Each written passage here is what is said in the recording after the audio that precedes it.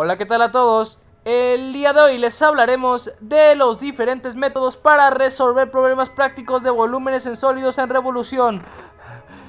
Métodos en donde se aplicará todo lo aprendido en clase de integrales definidas.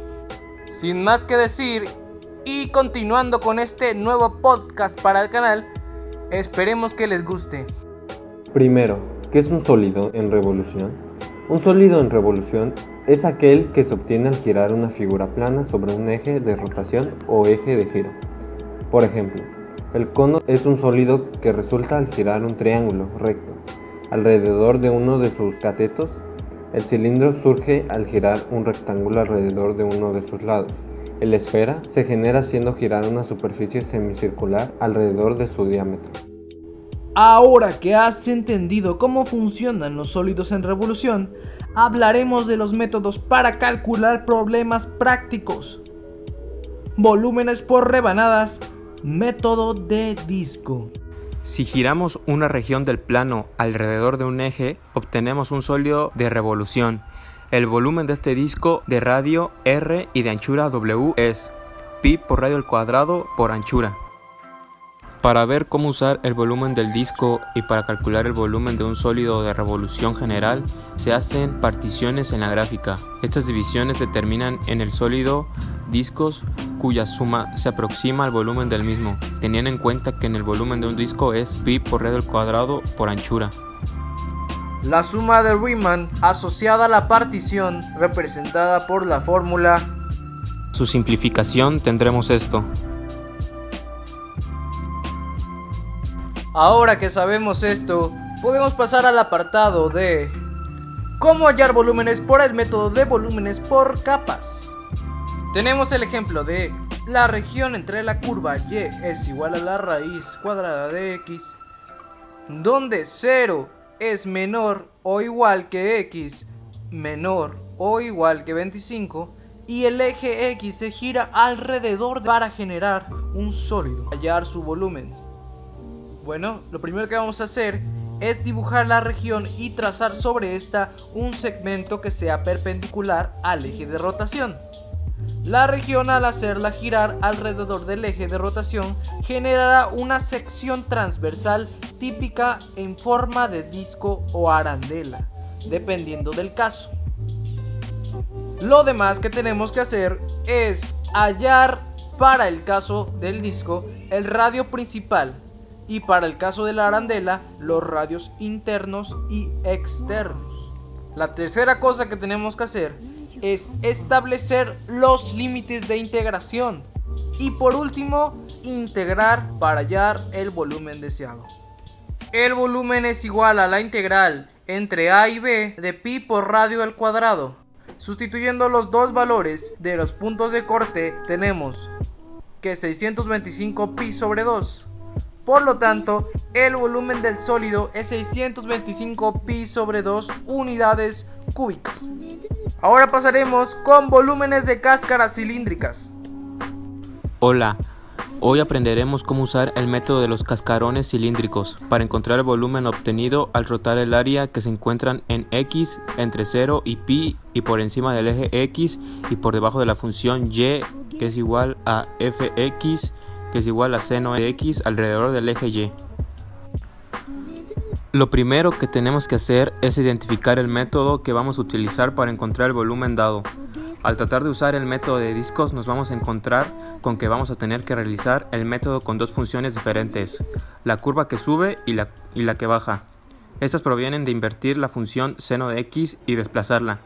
Estas complicaciones hacen pensar que probablemente el método de discos no sea el más adecuado.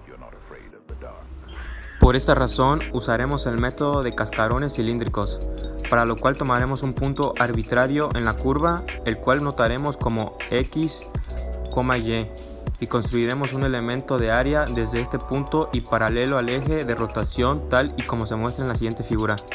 ¿Cuál es el volumen de este cilindro o cascarón cilíndrico? De ahí el nombre método de cascarones cilíndricos. La manera más sencilla de visualizar esto es desdoblándolo. De esta manera observamos que el volumen de un cascarón cilíndrico dB es igual al volumen de la caja correspondiente. De esta manera obtenemos que dB es igual a 2pi x, y de x. Y al pasarlo a la forma integral obtenemos: esta integral tiene que quedar totalmente en términos de y o de x. Lo más sencillo en este caso es cambiar la y por la función original. En este caso esto nos quedaría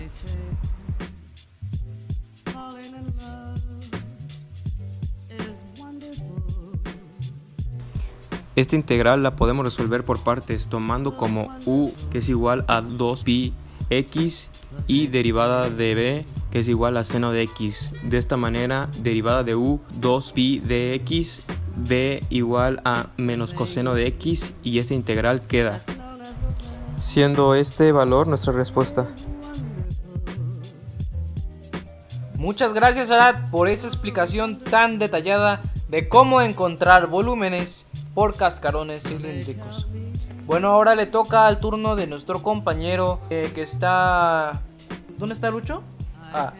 Baja California. Nos está riendo desde Baja California una explicación de lo que es el cálculo de la longitud de arco. La longitud de arco de una curva, también llamada rectificación de una curva, es la medida de la distancia o camino recorrido a lo largo de una curva o dimensión lineal. Históricamente ha sido difícil determinar esta longitud en segmentos irregulares, aunque fueron usados varios métodos para curvas específicas. La llegada del cálculo trajo consigo la fórmula general para obtener soluciones cerradas para algunos casos. La longitud de una curva plana se puede aproximar al sumar pequeños segmentos de recta que se ajusten a la curva. Esta aproximación será más ajustada entre más segmentos sean y a la vez sean lo más pequeño posible. Escogiendo una familia finita de puntos en C y aproximar la longitud mediante la longitud de la poligonal que pasa por dichos puntos.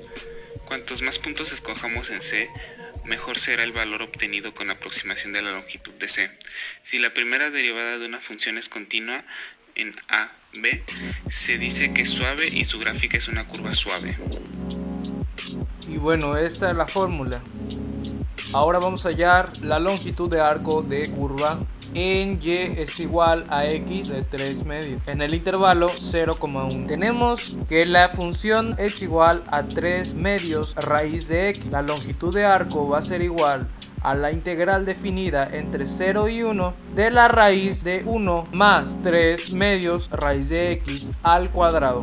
Esto nos da es igual a la integral entre 0 y 1 de la raíz cuadrada de 1 más 9 cuartos de x derivada de x, y sustituyendo los valores de los puntos de corte 0 y 1 tenemos,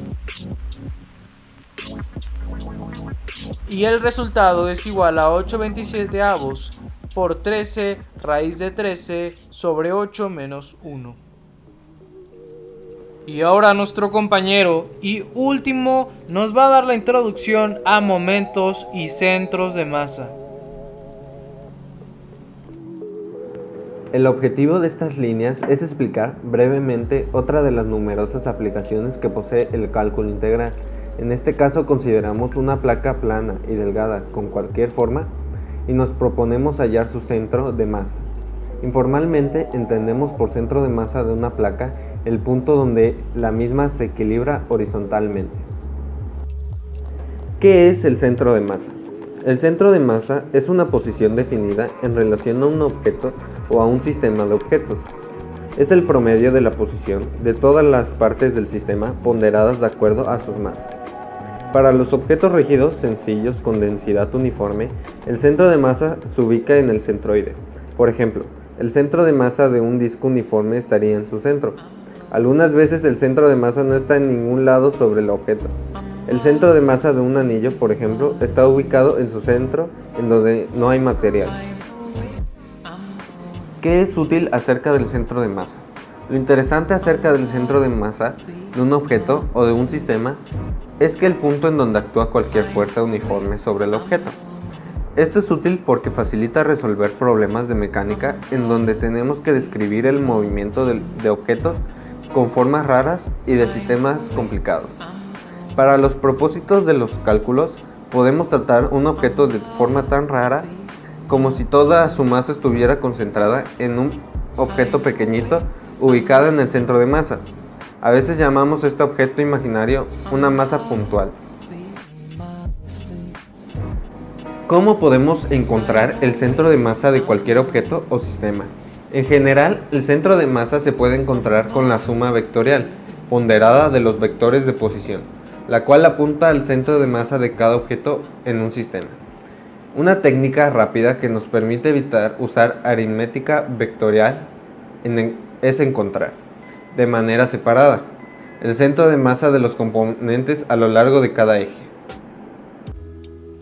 Bueno, creo que hemos llegado hasta el final. Muchas gracias, ingeniero, por su explicación. Ahora les daré otras aplicaciones más de lo que son las integrales definidas. Creo que ha quedado claro que básicamente las integrales se usan para el cálculo de las áreas de longitudes de curva y volúmenes de cuerpos en revolución.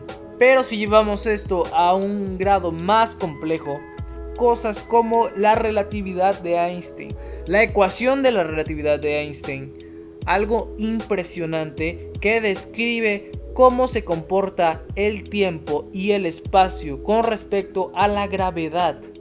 Imagínense representado eso con integrales definidas.